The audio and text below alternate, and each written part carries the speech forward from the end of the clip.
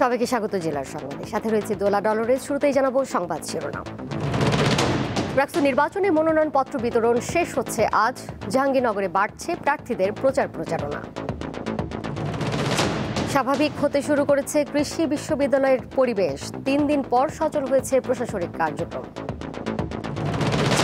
2 ঘন্টার বেচাকেনায় সরব শেরপুরের ঝিনাইগাতির ভোরের বাজার। এই সবজি যায় বিভিন্ন জেলায়।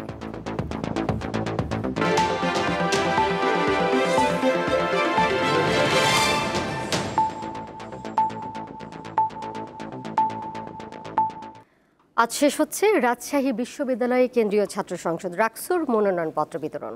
দুপুর 2টা পর্যন্ত 433টি মনোনয়নপত্র বিতরণ করা হয়েছে। এদের মধ্যে ভিপি পদে 18 জন, জিএস পদে 8 জন, এজিএস পদে 8 জন লড়ছেন। রাকসু কেন্দ্রীয় ছাত্র সংসদে 23টি, সিনেটে 5টি এবং হল সংসদে 15টি পদে ভোট হবে। মোট ভোটার 24,892 জন। তফসিল অনুযায়ী মনোনয়নপত্র দাখিল 4 সেপ্টেম্বর থেকে 7 সেপ্টেম্বর, আর মনোনয়নপত্র বাছাই 8 ও 9 সেপ্টেম্বর এবং প্রার্থীদের প্রাথমিক তালিকা প্রকাশ করা হবে 10 সেপ্টেম্বর।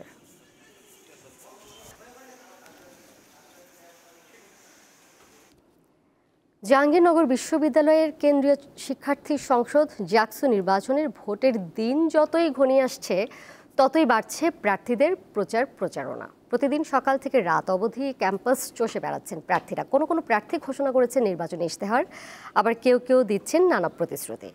তবে সাধারণ শিক্ষার্থীরা বলছেন কথার মায়াজালে না আটকে তারা যোগ্য ব্যক্তিকেই নির্বাচিত করবেন। এবার জাকসু নির্বাচনে 11,919 জন শিক্ষার্থী ভোটাধিকার প্রয়োগ করবেন। 11 সেপ্টেম্বর হতে যাওয়া জাকসু নির্বাচনে ভিপি পদে 10 জন, জিএস পদে 9 জন সহ মোট 179 জন প্রার্থী প্রতিদ্বন্দ্বিতা করছেন।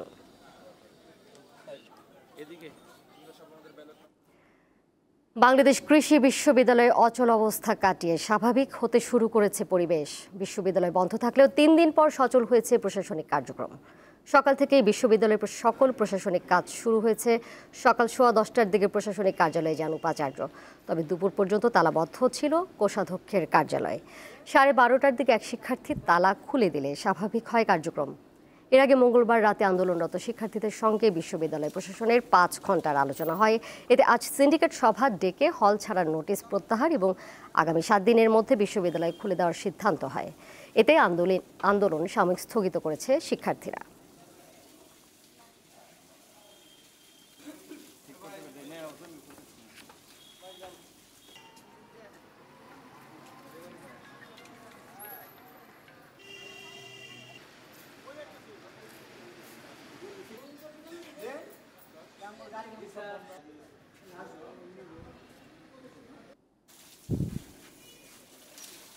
ডেঙ্গুর হটস্পট খ্যাত বরগুনায় রোগীর সংখ্যা 6,000 ছাড়ালো। নতুন করে আবারও বাড়তে শুরু করেছে আক্রান্তের সংখ্যা। পাশাপাশি মৃত্যুর তালিকাও লম্বা হচ্ছে। বছরের শুরু থেকেই বরগুনায় বাড়তে থাকে ডেঙ্গু রোগীর সংখ্যা। বর্ষা মৌসুমে এডিস মশা রীতিমতো তাণ্ডব চালায় এ জেলায়। জুন জুলাইয়ে প্রতিদিনের আক্রান্তের সংখ্যা পৌঁছায় গ্রাফের শীর্ষে। এক পর্যায়ে বরগুনাকে ডেঙ্গুর হটস্পট হিসেবে ঘোষণা করা হয়। ডেঙ্গু রোগী সামাল দিতে হিমশিম খাচ্ছে 250 শয্যা বিশিষ্ট জেনারেল হাসপাতালের চিকিৎসক ও নার্সরা। আছে ওষুধ সংকটও। এছাড়া হাসপাতালটিতে আইসিইউ ও সিসিইউ না থাকায় গুরুতর রোগীদের পাঠাতে হচ্ছে বরিশাল মেডিকেলে। বাবুর রাতে জ্বর আইছে, আবার বাবুর নিয়ে সকাল আইলাম, ভর্তি দিলে টেস্ট দিলে কয় আপনার বাবুর ডেঙ্গু হয়েছে। টেস্ট দিছি, তখন প্লাটিনা যখন কমে গেছে তখন হাসপাতালে এসে ভর্তি হয়েছে। এত বড় হাসপাতালের সাথে একজন ডাক্তার কয় জায়গায় যাই?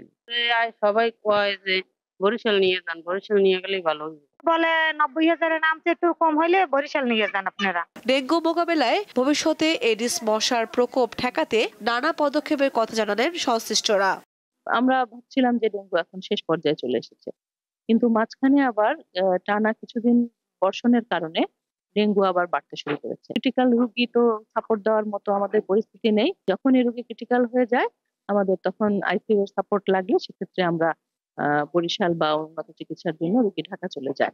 চলতি বছর এ পর্যন্ত বরগুনায় ডেঙ্গু রোগীর সংখ্যা 6,000 ছাড়িয়েছে। দীপ্ত, বার্তাকক্ষ।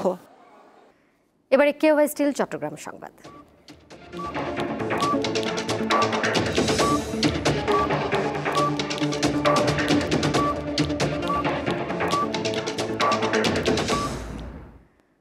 চট্টগ্রামের চন্দনায় সে বাড়ির টয়লেট থেকে এক গৃহবধূর মরদেহ উদ্ধার করেছে পুলিশ।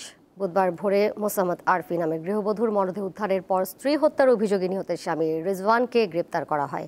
আরফির পরিবারের সদস্যরা জানান, বিয়ের পর থেকে শ্বশুরবাড়ির লোকজন প্রায়ই আরফিকে নির্যাতন করত বলে অভিযোগ রয়েছে। স্থানীয়দের দাবি, রিজওয়ান মানসিকভাবে ভারসাম্যহীন। বুধবার ভোরে তিনি স্ত্রীকে গলা টিপে হত্যা করে মরদেহ টয়লেটে লুকিয়ে রাখে। সকালে ঘরের দরজা খুলতে দেরি হলে পরিবারের সদস্যরা দরজা ভেঙে ভেতরে ঢুকে আরফির মরদেহ দেখতে পান।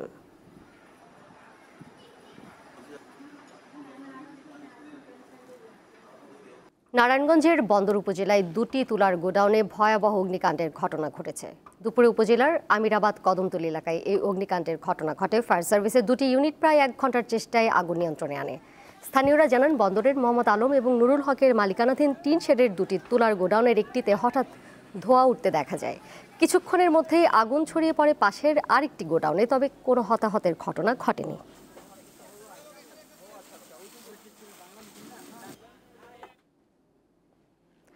সবজি কেনা বেচার কেন্দ্রস্থল হয়ে উঠেছে শেরপুরের ঝিনাইগাতির হলদিগ্রাম চৌরাস্তা।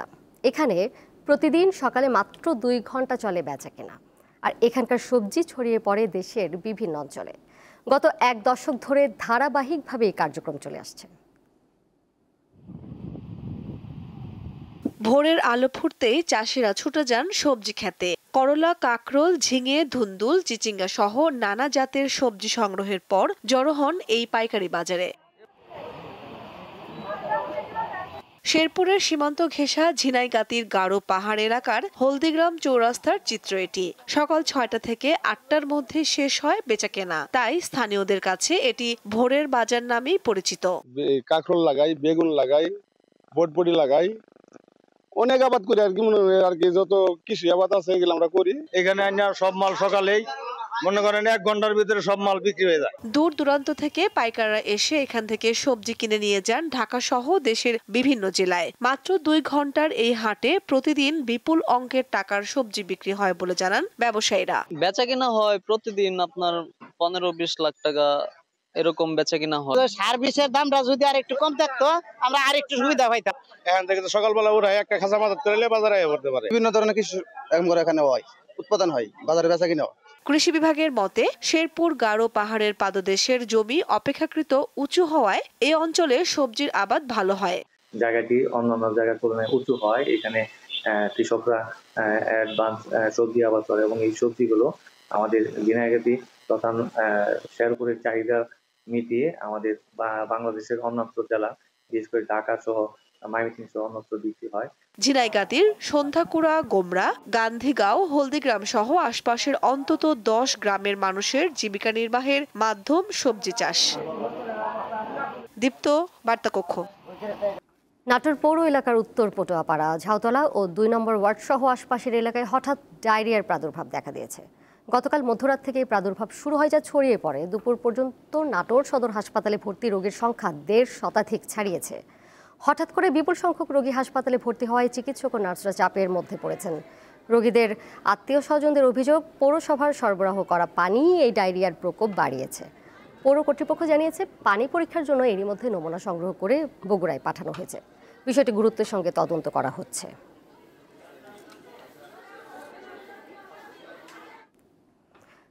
পবিত্র ঈদে মিলাদুন্নবী উপলক্ষে জশ্নে জুলুস অনুষ্ঠিত হয়েছে। আঞ্জুমানে রহমানিয়া আহমদিয়া সুন্নিয়া ট্রাস্ট ঢাকার ব্যবস্থাপনায় পবিত্র ঈদে মিলাদুন্নবী সাল্লাল্লাহু আলাইহি ওয়াসাল্লাম আনন্দ র্যালি ও নুরানি মাহফিল যথাযথ ধর্মীয় মর্যাদা, ভাবগাম্ভীর্য ও অত্যন্ত জাঁকজমকপূর্ণভাবে অনুষ্ঠিত হয়েছে। সকাল 10:30টায় ঢাকার মোহাম্মদপুরের কাদেরিয়া তৈয়বিয়া কামিল মাদ্রাসা থেকে র্যালি শুরু হয়। এটি Shahjahan road, Iqbal road, Asad avenue, Asad gate, Mirpur road হয়ে ধানমন্ডি 27, 7 মসজিদ রোড সহ বিভিন্ন সড়ক ঘুরে শেষ হয়। এতে হাজার হাজার মুসল্লি অংশ নেন।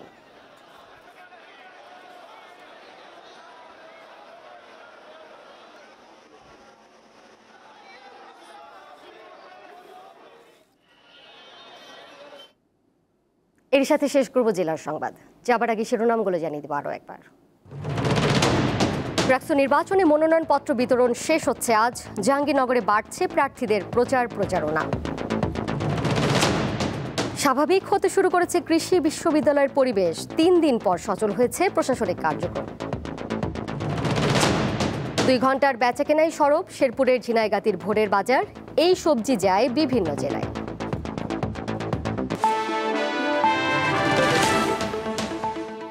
আর এই ছিল এখনকার মতো।